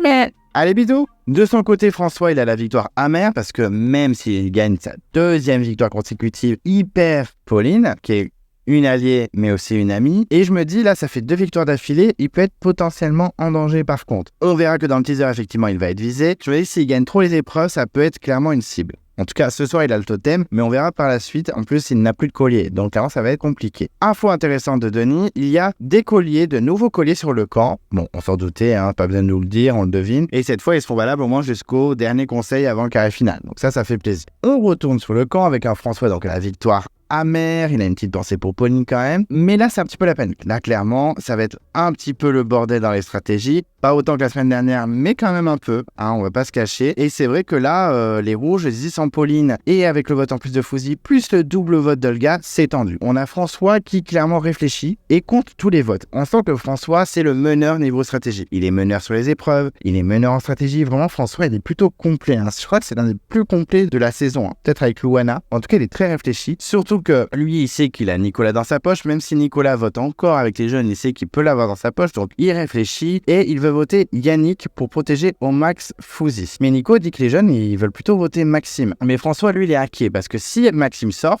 et qu'il donne son vote noir à un ancien jeune, ça fait donc 6 voix de chaque côté, donc égalité. Et il ne veut pas ça du tout. Et d'un autre côté, on a Jean-Charles, lui qui veut voter Olga parce que c'est celle qu'il connaît le moins. Non mais lui, il a cru que c'était l'île aux enfants, l'île des bisounours, qu'on votait « Ah, je t'aime ». Non, on s'en fout. C'est stratégie, le but c'est d'être le dernier, donc il faut être dans une alliance majoritaire. Si tu commences à voter Olga, qui franchement n'est pas un danger, stop, le but c'est Yannick, il a un vote contre lui, c'est bon, ça dégage. Donc François ne comprend pas, il dit « Non mais c'est bon, on va pas faire dans les sentiments ». Clairement, François a raison. Je sais que Jean-Charles n'est pas très stratège, et ça se voyait même dans son portrait avant que l'émission commence. Mais là, franchement, faut réfléchir. Rien à foutre. Je sais que Jean-Charles aime bien Yannick, voilà. Mais il faut faire des choix. François va être un mec stratégique, il a bien raison. On sent qu'il mène vraiment la danse, en tout cas dans son équipe. Et il dit clairement à tous les rouges de voter Yannick. Mais on n'est pas du tout d'accord. Pour qui tu te prends, Ambre ? Et donc, elle veut pas voter Yannick. Elle veut pas suivre la stratégie de François. Vraiment, il s'adore avec François, mais ils ont vraiment pas la même stratégie. Surtout que Yannick, de son côté, lui demande à Louana comment ça va se passer pour les votes. Louana se veut évasive, elle dit rien, puis très rapidement, elle balance le nom de Maxime. Allez hop, ça dégage. Qui est en danger quand même depuis 3 tours, hein, le pauvre, hein. Mais elle dit qu'elle a du mal avec lui et donc que ça la dérangerait pas qu'il sorte. Mais c'est quand même un très très mauvais coup stratégique pour les rouges, hein, clairement. Là, Louana, tu fais n'importe quoi, il faut se concentrer. Mais pour les jeunes, c'est une bonne nouvelle. Donc Yannick va tenter de rentrer dans cette brèche. Il semble rassuré, surtout que Ambre, qui est quand même avec les rouges, là, on a l'impression qu'elle joue sur les 2 tableaux. Elle va voir Yannick et fait, bon, clairement, ils veulent tous voter contre toi, c'est la merde, nanana. Encore des doubles jeux, on avait déjà Nicolas, maintenant on a Ambre. J'ai pas trop compris, je sais que Ambre adore Yannick et qu'elle a été accueillie comme une reine chez les violets. Mais stop, là, Ambre, faut jouer, quoi. Stop aux sentiments. Je me suis dit, mais en fait, Ambre, elle est pas tant dans le jeu que ça. Je me dis, mais réfléchis quand même, là. Elle veut sortir Bastien, qui est plus fort sur les épreuves. Alors, c'est pas négligeable, mais Yannick a un vote contre lui en plus. Et puis, même s'il a pas prouvé pour l'instant sa force dans les épreuves, je pense qu'il peut tirer son épingle du jeu sur de prochaines épreuves, en fait. Et après avoir proposé Bastien, elle propose Maxime également. En fait, elle tente vraiment tout pour sauver Yannick. J'ai pas trop compris la stratégie de Ambre, parce que ça peut clairement lui jouer des tours. Lui, Fouzi, il veut rester sur Yannick. Il me dit, non, vote Yannick, je vois pas pourquoi on discute, c'est n'importe quoi. Surtout que Yannick arrive vers les anciens rouges et il dit voilà, moi je veux pas chercher collier, ça me ressemble pas, je m'en fous. Et donc du coup François, qui était hyper stratège et que je trouvais le plus logique de son équipe, décide un peu de changer, de lui parler, lui dit voilà, si vous promettez de pas voter Fouzi, parce que ça l'embête de voter Yannick quand même, François, on vote Maxime. Et donc Yannick saute sur l'occasion, il ramène les filles Olga et Anne-Sophie vers lui et c'est un gros deal. En gros, ils disent on vote tous Maxime, comme ça sauve Fouzi et Maxime est sacrifié quoi en gros. Et Yannick est sauvé également, parce que Ambre ou François par exemple ne veulent pas le voir sortir non plus. Mais Anne-Sophie, elle s'en méfie et elle est clairement pas contente. Donc elle décide de retourner le game et elle dit moi j'ai pas envie d'être dirigé par les rouges. Voilà, je me dis que les jeunes peuvent enfin prendre le lead, donc c'est maintenant. Donc elle dit on va voter Fouzi. Mais elle dit ça devant Nico. Nicolas qui peut tout balancer. Malheureusement, dans l'épisode, on verra pas de plan sur Nicolas qui poucave tout. Donc j'étais un peu déçu. Je me suis dit, ah super, donc Nicolas n'a rien balancé. Ou peut-être que ça a été coupé au montage pour pas trop salir son image et que c'est finalement un potentiel gagnant. Je ne sais pas. Mais en tout cas, on n'a pas vu Nicolas poucave, mais je me dis pourquoi elle le dit devant lui. Après, elle ne sait pas que c'est un traître et qu'il joue sur les 2 tableaux. Et je me dis, ah c'est dommage, putain, Nicolas il va tout balancer. Bon, finalement, on verra rien. Donc ce que je dis n'a aucun intérêt, mais je me suis dit, c'est un peu con de le dire devant Nicolas. Et bah, c'est plutôt d'accord pour voter Fouzi. Et d'un coup, Bastien, après son accord pour Fouzi, il a un éclair de génie. C'est lui qui le dit, hein, c'est pas moi. Et il sort un nouveau vote, Louana, en faisant croire aux rouges qui vont voter Maxime. Donc certains rouges vont aussi voter Maxime comme eux. Par exemple, Ambre ou même Louana seraient capables de voter Maxime. Et de leur côté, non. en fait, ils vont pas voter Maxime et ils vont voter Louana. Donc même si Maxime sort son collier, Louana sort. Donc Anne-Sophie est clairement motivée par cette stratégie sortie du chapeau de Bastien. Je trouve que c'est une bonne stratégie, même si j'aime beaucoup Louana et que ça me ferait chier d'avoir partir. Mais c'est pas mal. Je me dis ça peut être un gros blindside très intéressant. Surtout qu'ils se disent, en plus, une fois que Louana va sortir, on va être égalité parce que Maxime peut nous rejoindre vu qu'il a vu que les rouges votaient potentiellement contre lui. Donc stratégie plutôt intéressante. De son côté, Yannick adhère à tout ça, il fait promettre aux rouges de voter Maxime, ils le promettent, donc on sent que leur stratégie peut vraiment suivre son cours. Bastien révèle la stratégie à Olga, qui est choquée mais clairement motivée. Bastien lui va voir Maxime pour tout expliquer, et là on a Maxime, n'importe quoi, qui croit pas du tout. Maxime, réveille-toi s'il te plaît, fais confiance aux bonnes personnes, putain. Je me suis dit, voilà, il aurait pu trahir, ça aurait été trop drôle. Et on sent que voilà, le conseil va être tendu, que c'est un peu le bazar, surtout que Bastien continue la propagande auprès de Maxime, mais Maxime n'y croit pas du tout. Et je me dis qu'il est un petit peu naïf, voilà Maxime, faut arrêter de croire que les gens qui font que te tacler depuis le début de l'aventure veulent te garder jusqu'au bout. Une fois qu'on aura viré tous les jeunes, tu seras le premier à sortir. Hein. Heureusement que Pauline a été éliminée à l'épreuve parce que si ça n'avait pas été elle, tu serais sorti bien avant elle-même. Et donc Maxime, dans sa naïveté, va tout balancer au rouge en disant voilà, ils ont dit qu'ils voulaient éliminer Louana, gna gna gna. J'étais dégoûté. Clairement, moi, je voulais de la trahison. Putain, comme dirait Yves, trahison. On veut du retournement de situation. Ambre, elle a l'impression d'être dans un film. Elle se dit, mais stop, en fait. Et elle ne croit pas du tout à ce que dit Maxime. Donc, le doute s'installe, c'est la panique. Et j'avoue que c'était clairement le gros bordel. Bon.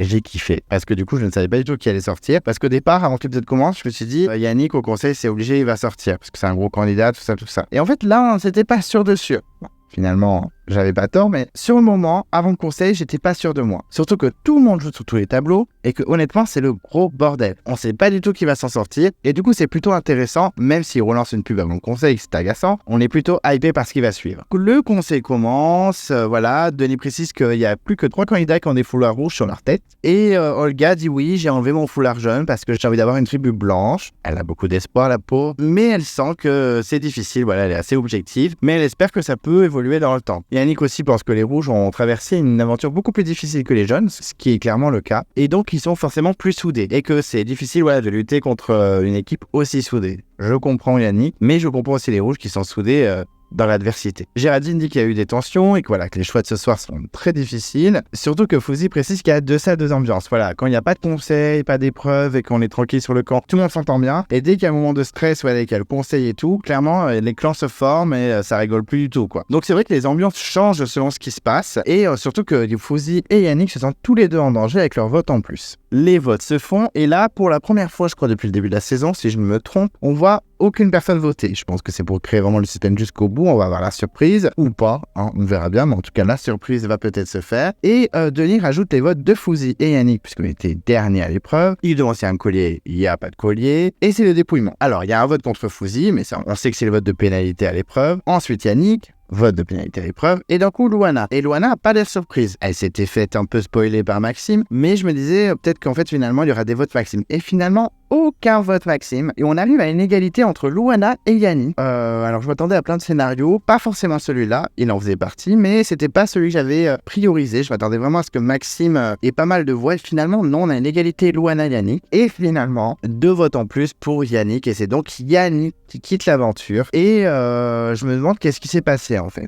Et là, Yannick, très calme, très posé, il dit voilà, les gens ont double casquette et il accuse Maxime. Et là, il explique tout, il explique toutes les stratégies, que voilà, ils sont allés voir Maxime pour qu'il vote Louana, que Maxime a dit vous inquiétez pas, je vais voter Louana. Pensez que Maxime allait se rallier, surtout que Yannick parle de rouges qui vont voter contre Maxime. Maxime veut avoir les noms, mais Yannick ne veut pas donner les noms, donc c'est compliqué. En même temps, Maxime confirme bien les dires de Yannick, que oui, il a dit oui, bien sûr que je vais voter Louana, mais je leur ai dit ce qu'ils avaient envie d'entendre. Voilà, il parle de Bastien comme quoi il est venu avec ses bottes de 55 cm, il me semble, un truc comme ça. Alors que Bastien a dit mais pas du tout en fait, je t'ai juste dit la stricte vérité, rien que la vérité comme il dirait. Et Louana, je trouve qu'elle assume pas trop, elle dit mais non, j'ai jamais caché Maxime, j'avais l'intention de voter, je t'ai jamais dit frontalement que je voulais sortir Maxime. Mais là j'ai trouvé que Louana était un peu de mauvaise foi et clairement Maxime apprend que effectivement elle parlait de Maxime qui était potentiellement dans le viseur après la réunification. Donc c'est un peu la douche froide pour Maxime. Il apprend que Bastien donc a bien dit la vérité. Est-ce que Maxime regrette de ne pas avoir retourné sa veste? Est-ce qu'il va le faire plus tard? J'espère un Maxime traître. Je croise les doigts, j'insiste, mais j'espère vraiment. On sent un Maxime déçu mais pas surpris non plus. Donc impatient de voir la suite parce que clairement Yannick a foutu un petite bombe dans les candidats encore restants. Et Yannick doit donner son vote noir après ce petit passage houleux entre les candidats et décide de le donner à Anne-Sophie, ce qui n'est pas surprenant puisque c'est son binôme depuis le début de l'aventure. Mais je trouve que Yannick part plutôt la tête haute, pas vénère, tout calme, m'attendait un petit peu un scandale. J'étais un peu surpris. Et non, agréablement surpris par Yannick qui est un peu abasourdi, on va pas se cacher parce que je pense qu'il s'attendait pas forcément à sortir. Part tranquillement et sans haine, sans clash, même s'il a foutu un peu d'huile sur le feu avant de partir. Et du coup, impatient de voir la suite, voir si Maxime va trahir. Ensuite, le teaser, on sent que ça va beaucoup pleurer, beaucoup d'émotions. Est-ce qu'il va avoir des lettres des proches, un coup de téléphone ou des proches qui vont venir? Je pense que les proches ne vont pas venir parce qu'il y avait encore la situation de crise sanitaire avec la Covid, donc pas sûr que les proches puissent venir. On voit qu'on a l'épreuve du tir à l'arc, donc il va avoir un petit peu des choix à faire, des petites trahisons, des petites déceptions. Est-ce que ça va jouer dans les votes? On espère. Donc, certains parlent de guerre, de vengeance. On sent même que les filles jeunes veulent virer François. Un petit blind test sur François, pourquoi pas. Je l'avais dit juste avant que gagner toutes les épreuves, ça pouvait lui porter préjudice. On voit aussi qu'on a le parcours du combattant. Ça, c'est top. C'est une épreuve que j'aime beaucoup. On voit François qui s'évanouit carrément. Petit loup. Il s'évanouit. Ça va pas du tout là. Donc, gros gaillard qui tombe. Après, on avait déjà vu Théoura s'évanouir. Donc, même les plus grands tombent. Il n'y a pas de souci. Et j'espère clairement des surprises. Ensuite, on a l'interview de éliminé. Voilà, il dit que c'est pas évident pour lui. Clairement, on sent qu'il est ému, on sent qu'il a les larmes aux yeux, que là, il aimerait bien se relever, mais qu'il ne peut pas, qu'il n'a pas la possibilité. Clairement, il voulait gagner. Il s'y attendait pas à sortir. Voilà, on sent Yannick un peu ému. Il m'a un peu touché dans cette petite confession de départ. Ensuite, on voit les votes. Donc, Jean-Charles qui vote Yannick et qui a même l'impression de lui planter un couteau dans le dos. Ben oui et non, parce que certes, t'étais violet, mais t'étais aussi rouge. Enfin, je peux pas lui en vouloir à Jean-Charles aussi de voter Yannick. Enfin, c'est aussi des stratégies. Le but, c'est d'être dernier. Donc, faut bien faire des choix. Géraldine, donc, vote Yannick pour protéger les rouges. Fauzi pour sauver sa peau. François pour protéger les rouges. Louana parce que c'est soit elle, soit lui. Et Ambre parce qu'elle a dû faire un choix. Et c'est vrai que c'est surprenant que Ambre vote Yannick alors qu'elle avait balancé à Yannick que les rouges voulaient voter contre lui. Finalement, elle a choisi de voter contre lui parce que ça se joue entre Yannick et Louana. Et clairement, elle ne pouvait pas voter contre Louana. Et Maxime qui vote Yannick et qui fait un peu son malin dans la phrase en mode « Je voulais pas faire ta stratégie foireuse, tu m'as pris pour Kinana. » Mais en fait, si, il fallait y aller, Maxime, putain. Qu'est-ce qu'il est naïf. Oh là, on va pas s'en sortir. Et donc, pour le bilan de l'épisode, j'ai trouvé que c'était un épisode plutôt bien rythmé. Je me suis pas ennuyé. Je dirais que c'est le deuxième ou troisième meilleur épisode de la saison. Parce que le premier épisode était plutôt pas mal. Hein. J'ai bien aimé, même le deuxième. Hein. Donc, il est au moins dans le top 3, top 5 des meilleurs épisodes de la saison. Donc, ça fait plaisir. Les épreuves étaient plutôt pas mal à suivre. Elles étaient bien rythmées. On s'est pas ennuyé. Pourtant, c'était du statique et des grappins à attraper des pierres. Donc, c'était pas forcément des épreuves incroyables. Mais on s'est pas ennuyé. Gros point noir, le confort de Ambre et François. Clairement, là, c'était un ennui, mais insupportable, c'était vraiment trop long. Mais bon, après, le moment entre l'épreuve d'immunité et le conseil, c'était plutôt sympa. Il y a eu plein de stratégies dans tous les sens. J'avoue que quand le conseil a commencé, j'étais pas persuadé de qui allait sortir. Donc plutôt intéressant. Donc vraiment bien foutu, bien monté, bien réalisé. Un bon épisode, vraiment pas à me plaindre par rapport à certains épisodes de la saison qui étaient catastrophiques. Donc vraiment très sympa. Je me suis pas ennuyé. J'ai trouvé que l'épisode était bien foutu. Et du coup, ça me donne vraiment envie de voir la suite. Est-ce qu'on va avoir des surprises? Et surtout, est-ce qu'on va avoir un Maxime qui va trahir? Oui, j'insiste un petit peu, mais vraiment, j'espère. Et au niveau du bilan des candidats, donc on va commencer par les garçons cette fois. On va commencer par François qui domine quand même la saison, que ce soit en épreuve, clairement, il a gagné 2 épreuves, donc rien à dire. Et même en stratégie, il est plutôt malin et il mène clairement sa tribu rouge. Donc, le leader de la tribu blanche entre guillemets. Donc, bon candidat. Moi, c'est pas un candidat que je trouve attachant, mais pourtant, dans cet épisode, il y a 2 moments d'émotion quand il s'est confié à Ambre, quand il s'est confié sur le départ de Pauline, où il m'a vraiment touché. Je pense que ça peut être un potentiel gros candidat. Pas un potentiel gagnant, parce que je pense qu'il est trop dangereux. Il est bon, donc forcément, il peut avoir des votes au jury final. Et en plus, il peut être dangereux sur les épreuves. Donc clairement, je ne pense pas qu'il gagnera, mais il va aller plutôt loin. Et en tout cas, il est dans une bonne stratégie. Est-ce qu'on aura un petit blindside de François la semaine prochaine? Je croise un petit peu les doigts, même si je l'apprécie beaucoup plus qu'avant. En tout cas, touchant dans cet épisode, et il a clairement dominé. Ensuite, Fauzi, qui a eu chaud aux fesses, hein, clairement. Même s'il a eu qu'une voix au conseil, il était quand même pas mal menacé. Sur les épreuves, il était pas foufou. Il s'est un peu rattraper sur le grappin parce qu'il est arrivé deuxième, mais il faut qu'il donne un peu plus. Moi, je le trouve ultra attachant, vraiment, je le trouve super sympa. On a trop envie d'être pote avec lui, en fait. Donc, vraiment sympa. J'aimerais bien qu'il se réveille un peu plus, même en stratégie, voilà, même s'il est en mode on va Yannick, voilà, je le trouve pas hyper fun en stratégie, il pourrait un petit peu faire des surprises. À voir par la suite, mais en tout cas, c'est un candidat que j'aime bien, mais je le trouve un peu en demi-teinte, il faudrait qu'il se wake up un peu. Ensuite, Maxime, le futur traître, le mec qui l'a jamais l'affaire, putain. Je l'aime pas trop, hein, Maxime, mais quand même, le montage dégueulasse que la prod lui fait, bah, ça me fait de la peine un peu quand même pour le pauvre Maxime. C'est tout le temps lui, c'est tout le temps sa faute, et tout le temps chiant, gna gna gna. Je pense qu'il n'y a pas que lui qui est chiant, hein, faut arrêter, ils sont plus d'une dizaine, je pense qu'il y en a 2-3 qui sont relous aussi. Et à chaque fois, là, par exemple, le vol du manioc, direct c'est lui, quoi. Non, mais laissez-le respirer. Tout le temps s'acharner, le pauvre Maxime. J'espère qu'il va faire des surprises dans les prochains épisodes. Est-ce qu'il va retourner sa veste? On espère. En tout cas, je le trouvais vachement plus intéressant s'il fait ça que suivre les rouges. Je sens que ça l'a un petit peu vexé, hein, ce qui s'est passé au conseil. Donc, il peut surprendre. Je croise les doigts, mais en tout cas, il peut être intéressant par la suite, même si ça reste un candidat qu'on aime détester. Il faut l'avouer. Ensuite, Jean-Charles. Donc, Jean-Charles, je suis assez neutre. C'est vrai qu'au long de la saison, il m'a un peu déçu que ce soit sur les épreuves ou sur le camp. Là, rien à dire. Voilà, à part dire qu'il aimait bien se masser et qu'il voulait absolument éliminer Olga parce que c'est celle qu'il aimait de moins. Il n'a pas fait grand-chose. Il a quand même pris ses balls, comme dirait tout le monde dans Koh-Lanta. T'as pris tes couilles, t'es un homme. Il a pris ses balls en votant Yannick, un candidat qu'il appréciait plutôt bien. Mais voilà, je le trouve vraiment trop lisse, pas très intéressant. On verra s'il surprend par la suite, mais franchement, j'ai peu d'espoir. Ensuite, Bastien, que je trouve un petit peu moins fantomatique que d'habitude. Il a tenté des stratégies. Il est super bon sur les épreuves. Il est souvent dans les premiers. Sur l'épreuve d'apnée, il est arrivé juste derrière François. Sur l'épreuve des grappins, il a bien performé. Vraiment un bon candidat. Il a eu bonne idée stratégique. C'était vraiment intéressant, surtout que tous les jeunes l'ont suivi. Donc ça veut dire qu'il est plutôt apprécié par les siens. Donc toujours sur ma liste de potentiels gagnants. Honnêtement, franchement, il peut potentiellement gagner. Son montage est trop discret, il est trop fantomatique, donc il y a peu de chance quand même, mais on sait jamais. Il peut surprendre. On a eu des candidats un peu fantomatiques qui sont allés loin. Enfin, par exemple, Frédéric de Cambodge, je trouvais qu'il avait aucun intérêt dans la saison, même si je le trouvais pas détestable ni rien. Et il a gagné. Donc tout est possible, ça dépendra contre qui il est. Mais en tout cas, bon candidat. Je pense qu'il peut faire des petites étincelles s'il se réveille un peu. On verra bien, mais en tout cas, moi je le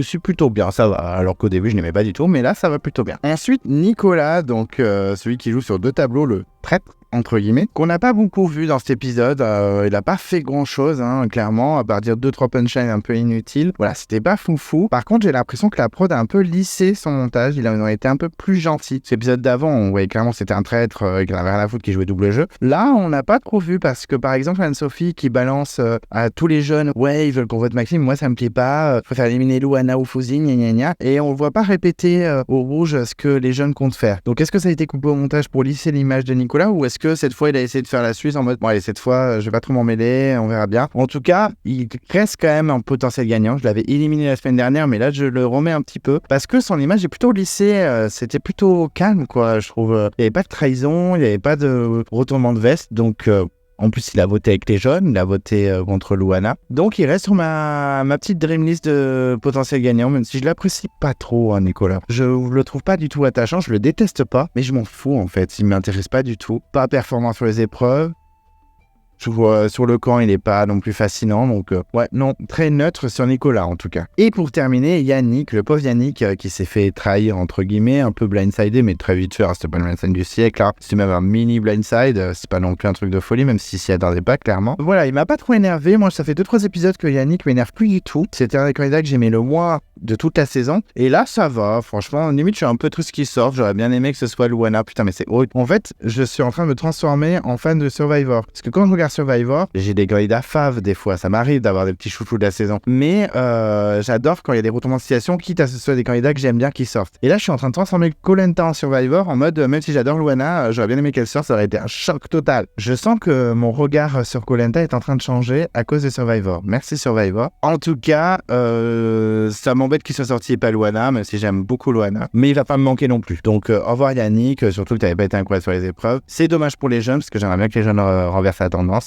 Ça serait sympa à voir. Donc tant pis pour lui et puis adieu. Et j'ai bien aimé le fait qu'il ait été humble au conseil. En tout cas, c'est tout à son honneur et à très vite Yannick. Au revoir. Et ensuite les filles avec Ambre qui a pris énormément de place dans l'épisode. Je la mets sur ma liste de potentiels gagnants avec Bastien et Nicolas et je vais rajouter une deuxième fille également, voire peut-être même une troisième fille. J'avoue que je ne sais pas encore. C'est vrai que là, il y a de plus en plus de montages différents, donc tout peut changer. Mais Ambre a plutôt un bon montage, même si elle paraît agressive à certains moments. Je trouve qu'elle s'en sort plutôt bien. Elle est plutôt bonne sur les épreuves. En social, elle se débrouille plutôt bien. Surtout que voilà, on la sent plutôt gentille. On envoie Yannick pour balancer que les rouges ont voté contre lui. On sent pas que c'est la grosse trahison comme Nicolas. On sent que ça part d'un bon sentiment et qu'elle veut le protéger. Donc ça donne pas forcément une mauvaise image d'Ambre. Donc à voir par la suite. Mais en tout cas, elle a un montage pas trop dégueulasse. Moi, je l'apprécie parce que c'est une fille de caractère depuis le début, je le dis. Je trouve qu'elle n'a pas la langue dans sa poche et qu'elle ne parle pas pour rien. Donc c'est une candidate que j'apprécie plutôt bien. Si elle venait à sortir, ça m'en va un peu triste. Mais en tout cas, je trouve qu'elle joue plutôt bien parce que même si elle a joué sur 2 tableaux, elle s'est fait discrète et elle s'est pas fait repérer par les rouges. Donc plutôt bien joué de sa part. C'est dommage, elle a dû voter Yannick parce que Loana était très en danger et c'est son binôme de cœur. Donc je comprends. Mais en tout cas, voilà, bonne joueuse à surveiller de près, je pense. Ensuite, Géraldine qui reste plutôt discrète quand même. On la voit un petit peu plus qu'avant. Parce qu'avant, on la voyait quasiment jamais. Là, on la voit un petit peu. Mais vraiment trop discrète pour aller plus loin dans l'aventure. Je pense pas qu'elle va sortir tout de suite. Mais en tout cas, je ne la vois pas aller dans le carré final. Trop discrète. Sur les épreuves, elle surprend un peu. Franchement, elle est jamais très mauvaise. Sur l'épreuve de l'apnée, elle a tenu un petit peu. C'était pas l'une des dernières, mais elle a tenu un petit peu. Sur l'épreuve du grappin, elle a été plutôt performante. Même si elle a mis un peu de temps à attraper son dernier, au début, elle était clairement dans les meilleurs. Donc, elle n'est pas si nulle, si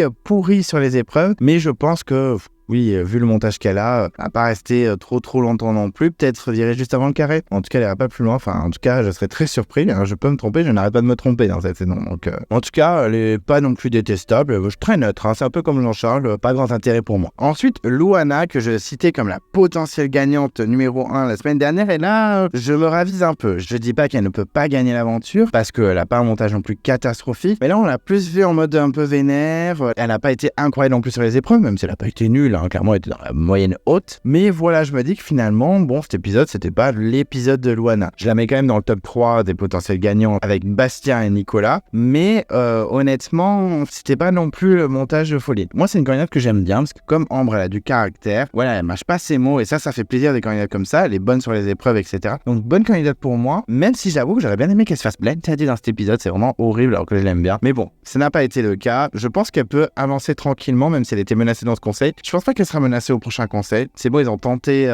Loana, mais je pense qu'ils vont passer à autre chose. Ils vont pas s'acharner. Donc, je la sens tranquille pour le moment. On verra bien si elle surprend. Ensuite, Anne-Sophie, ultra discrète. Elle a pris le rôle de fantôme de Pauline, clairement. On la voit pas beaucoup, sauf le moment où elle s'est dit non mais stop, je vais pas me laisser faire par les rouges, j'ai envie de tout fracasser. Elle a du caractère et j'aime bien aussi. Je pense qu'elle peut peut-être s'en sortir, mais ça va être compliqué avec Olga, elles vont vraiment galérer, je pense. Mais c'est une candidate que j'aime bien quand même. Voilà, je pense qu'elle peut surprendre, je l'espère. Elle peut aussi rivaliser avec des candidates comme Ambre ou Loana. On verra bien. Mais en tout cas, c'est une candidate qui pour moi a une image assez positive. En tout cas, dans mon cœur, elle a une image plutôt positive. Ensuite, Olga, qui est clairement une de mes préférées avec Fouzi, c'est une candidate que j'apprécie beaucoup, mais je ne sais pas pourquoi, parce qu'en plus elle traîne avec Alexandra et Colin, que je n'aimais pas trop. Et là, je l'aime bien. Voilà, j'ai envie qu'elle retourne le game, j'ai envie qu'elle trouve un collier, j'ai envie qu'elle fasse du blindside, j'ai envie qu'elle se venge un peu. Donc j'ai un peu de l'espoir. Est-ce que les deux filles vont réussir à éliminer François? Je ne pense pas, sinon il l'aurait pas mis dans le teaser, ça n'a aucun intérêt. Mais en tout cas, je sens qu'elle va se battre. Est-ce qu'elle va le surprendre? En plus, je pense qu'elle n'est pas forcément menacée tout de suite, parce qu'elle n'est pas non plus incroyable sur les épreuves. Elle est correcte, mais pas incroyable. Donc, je croise les doigts pour Olga. Est-ce qu'elle va réussir avec les jaunes à se rallier avec Maxime, le potentiel traître, et retourner le game? On croise les doigts. En tout cas, c'est une candidate que j'apprécie beaucoup, et c'est ma préférée avec Fouzi. Et ensuite, pour terminer, la pauvre Pauline, j'avoue que j'étais très ému à son départ parce que François ou même Loana ou Ambre m'ont un peu ému, mais honnêtement qu'elle s'en aille, voilà, c'est pas très grave, même si dans cet épisode elle m'a amusé avec Pauline Lafouine, mais honnêtement c'est pas très grave, voilà, je pense que ça va pas retourner le game non plus qu'elle s'en aille. Elle était pas très importante, on la voyait pas beaucoup coupé au montage, pas très utile sur les épreuves. La preuve en est, elle a été éliminée sur une épreuve éliminatoire, voilà, pas très surprenant. Pauline Lafouine s'en va, c'est dommage parce qu'elle s'est réveillée au dernier épisode, je trouve. Son portrait en plus c'est horrible, vraiment, pire portrait ever, je crois. Avec peut-être celui de Carole des 4 Terres où elle dit que mais moi ce que j'aime c'est Marseille, la Yoli, la pétanque. Ok, super, au revoir. Donc clairement, au revoir Pauline, mais s'il te plaît, ne reviens jamais dans Koh-Lanta. Et avant de conclure ma vidéo, je voulais parler d'un dernier point sur mon île des bannis qui n'existera jamais. Voilà, j'accepte, ça y est, je rends les armes. Je suis d'accord avec vous, 100% d'entre vous étaient contre mon idée. Pas contre parce que vous ne vouliez pas, mais contre parce que vous disiez que ce n'est pas possible. Ce n'est pas possible que dans cette saison, il y ait ce twist. Eh bien, c'est bien dommage. Moi, je suis très déçu. Et là, j'ai accepté l'idée. Déjà, j'avais un petit peu accepté l'idée dans l'épisode d'avant, mais là, c'est officiel. Je vous le dis officiellement, j'ai accepté l'idée que les anciens éliminés ne sont pas sur une île cachée et il n'y aura pas de retour de Mathéo, de Samira, d'Alexandra et tout ça. Eh ben, c'est bien dommage. J'aurais trop aimé. Donc voilà, j'ai accepté et je suis maintenant d'accord avec vous. Il n'y a pas d'île cachée. Et voilà, je pense que j'ai terminé ma review. J'espère que c'était pas trop long. En tout cas, merci de m'avoir écouté jusqu'au bout. Encore merci pour tout votre soutien, toutes vos vues et toutes vos réactions. On est plus de 500 sur ma chaîne et ça fait vraiment plaisir. Ça me touche énormément, donc vraiment merci. Si vous ne voulez pas louper les prochaines vidéos, n'hésitez pas à vous abonner à ma chaîne et aussi à en parler à vos proches et à vos amis qui aiment bien Koh Lanta, de suivre Clem Coco parce que c'est toujours sympa de partager ensemble et de discuter parce que c'est un peu le but, à la base, c'est vraiment discuter avec les fans de Koh Lanta et qu'on partage nos idées et nos avis, même si ce ne sont pas les mêmes. Au contraire, c'est encore plus intéressant. Donc n'hésitez pas à vous abonner à ma chaîne si vous ne voulez pas louper les prochaines vidéos et de déclencher la cloche de notification pour avoir une petite notification quand je poste une vidéo. Si vous aimez la vidéo, mettez un pouce bleu, ça fait toujours plaisir. Je suis toujours sur Instagram, Clem Coco, et sur Instagram, donc on suit Clem Coco sur les réseaux sociaux. Et d'ici là, je vous dis à très vite et je vous embrasse.